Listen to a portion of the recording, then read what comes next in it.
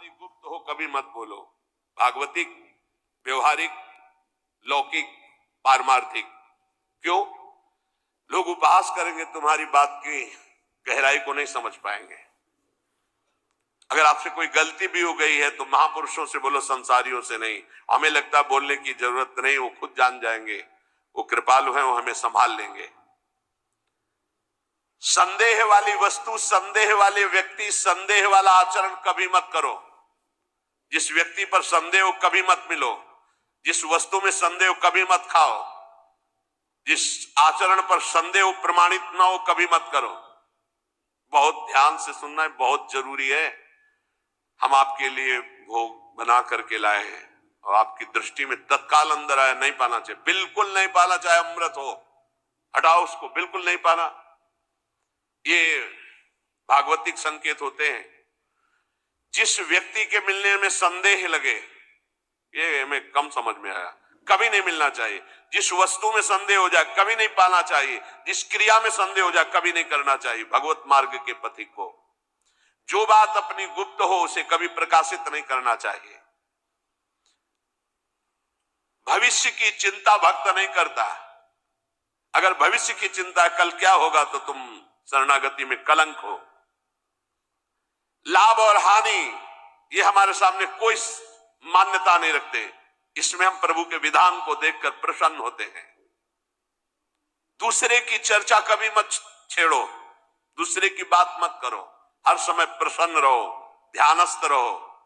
रजोगुणी तमोगुणी भोजन चाहे जितना सुंदर दिखाई दे कभी मत पाओ। रजोगुणी तमोगुणी लोग चाहे जितना सुंदर व्यवहार करे कभी सहवास मत करो, इनका दूर रहो। ये महापुरुषों के वचन है। यदि तुम्हारे पास कोई भोग सामग्री संग्रह हो गई है तो वो तुम्हारे धर्म के सेवन के लिए, दूसरों के हित के लिए, तुम्हारे भोग के लिए नहीं है। ये ओछी प्रवृत्तियों वाले पर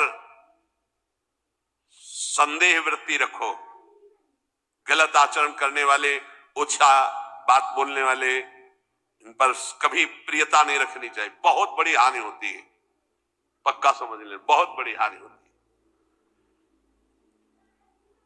यह हर उपासक को सावधान रहना चाहिए, चाहे स्त्री शरीर हो चाहे पुरुष शरीर हो। जहां कहीं ओछी प्रवृत्ति, देखो एक दृष्टि में पता चल जाता है कि यह सामने वाला कैसे देख रहा है, कैसी हरकत है, कैसा, एक दृष्टि में। भगवान ने इतना ज्ञान तो सबको दिया है कि एक मिनट में, एक दृष्टि में फाइनल हो जाएगा कि आदमी संग करने लायक है या नहीं लायक है।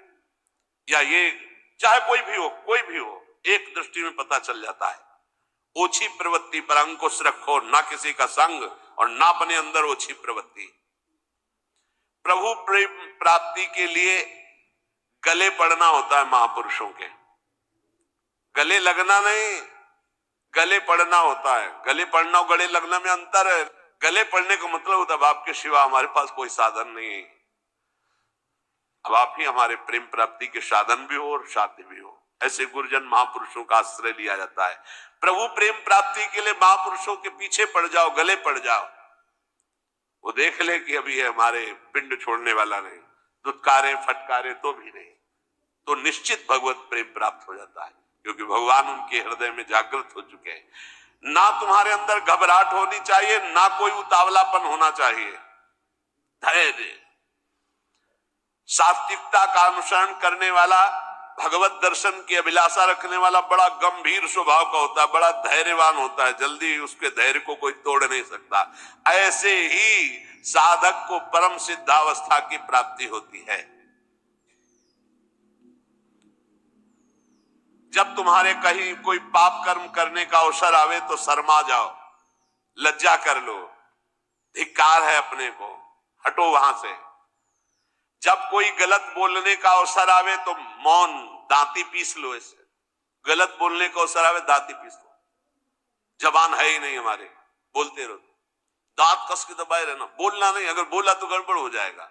जैसे गलत करने का अवसर आवे तो मानसिक धिक्कार देना है। धिक्कार है तुझे, क्या सोच रहा है तू, गलत करना चाहता है। गलत बोलने का अवसर आवे तो दांती पीस लो, ऐसे दंत, राधा राधा राधा, अंदर से बोलना नहीं। ये देखो परमार्थ के लिए, बिल्कुल ऐसे। और जब कहीं तुमसे कोई गलती पड़ जाए तो शर्माओ मत, फिर क्षमा मांग लो। राधा गलती हो गई हमसे, आगे से गलती नहीं, उसे क्षमा कहते हैं, अंदर से प्रायश्चित करना। तो जिस कार्य करने में तुम्हें लज्जा लगे वैसा कार्य मत करो, वैसे विचार मत करो।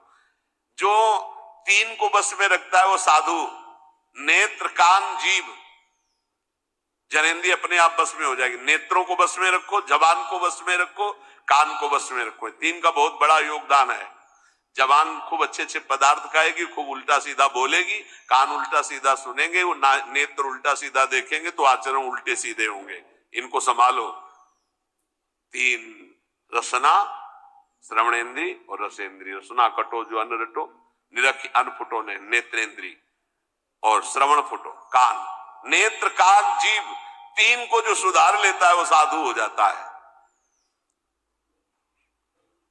100 समाधि और श्मशान, इनमें सा है। अगर समाधि को प्राप्त नहीं हुए तो 100 और श्मशान आराम से आपको मिल जाएंगे। मानव जीवन समाधि प्राप्त करने के लिए, समाधि जिसकी बुद्धि समता में युक्त होकर, बड़ा आनंद का विषय है। जैसे स्वप्न में चले गए ना आप, ऐसे लीला में चले जाओगे, बड़ा आनंद का विषय। मान लो हमारी बात, स्वप्न तो स्वप्न ही है, लीला तो फिर बहुत आनंद। बस आखिरी फल है वृंदावन का, लीला में प्रवेश हो जाना, लीला पात्र बन जाना। बहुत जल्दी लाभ मिलता है वृंदावन में। श्री भगवान महायोगेश्वर हैं, करुणा करके बता रहे हैं कि उपासक यज्ञ के द्वारा ही परम पद को प्राप्त होता है। कल कई यज्ञों का वर्णन सारांश में किया गया था। ब्रह्म यज्ञ, प्रत्येक कर्म में कर्ता करण क्रिया पदार्थ सब कुछ ब्रह्म रूप है, ऐसा अनुभव करना ब्रह्म यज्ञ, जो कल वर्णन हुई थी। ब्रह्मार्पणम ब्रह्म हविर ब्रह्माग्नो ब्रह्मणाहुतम ब्रह्म विद्यम गंतव्य ब्रह्म कर्म समाधिना। इसी को भगवद अर्पण रूपी यज्ञ की व्याख्या कल की थी। संपूर्ण क्रियाएं, संपूर्ण पदार्थ भगवान के हैं और भगवान के लिए कर रहे, ये भगवद अर्पण रूपी यज्ञ है। और एक अभिन्नता रूपी यज्ञ का वर्णन किया था। असत से सर्वथा विमुख होकर परमात्म स्वरूप में अभेद भाव से तन्मय हो जाना, ये मैं ब्रह्म स्वरूप हूं, ये सबसे बड़ी ब्रह्म यज्ञ का वर्णन हुआ था। कर्तव्य कर्म रूपी यज्ञ का वर्णन हुआ। केवल दूसरों के लिए ही सुख का संपादन जो करते हैं वो कर्मयोगी कर्तव्य कर्म रूपी यज्ञ करते हैं।